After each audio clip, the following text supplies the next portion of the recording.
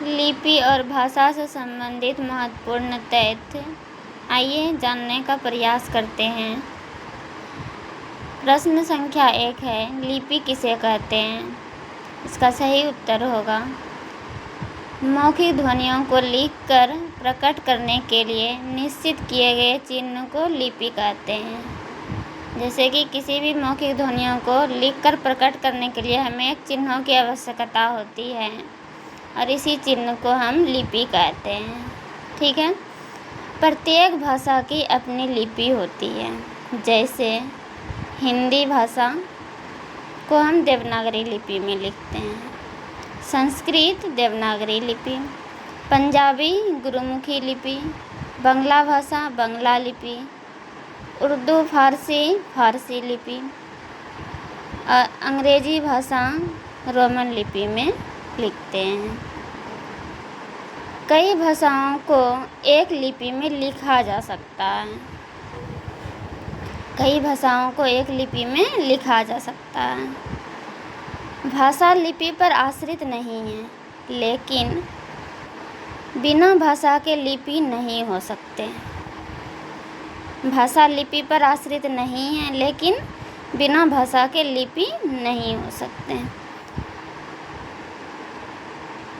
भाषा लिखित रूप में व्यक्त होते हैं तो लिपि की आवश्यकता होती है। जब भी भाषा लिखित रूप में व्यक्त होते हैं तो लिपि की आवश्यकता होती है। भाषा व्यक्तिगत स्तर पर बदलती है, लेकिन लिपि नहीं। भाषा व्यक्तिगत स्तर पर बदलती है, लेकिन लिपि नहीं बदलती है। लिपि भी परिवर्तनशील होती है, लेकिन भाषा की तरह नहीं। एक भाषा को हम कई लिपियों में लिख सकते हैं। जैसे may I help you, may I help you. यहाँ पे हम देखते हैं कि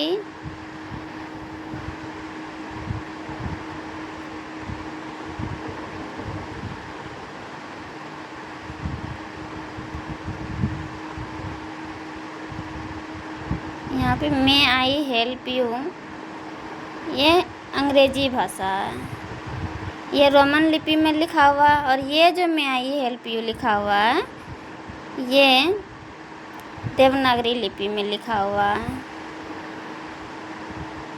ठीक है, धन्यवाद। आप अगर मेरे चैनल पे नए हैं तो सब्सक्राइब कीजिएगा और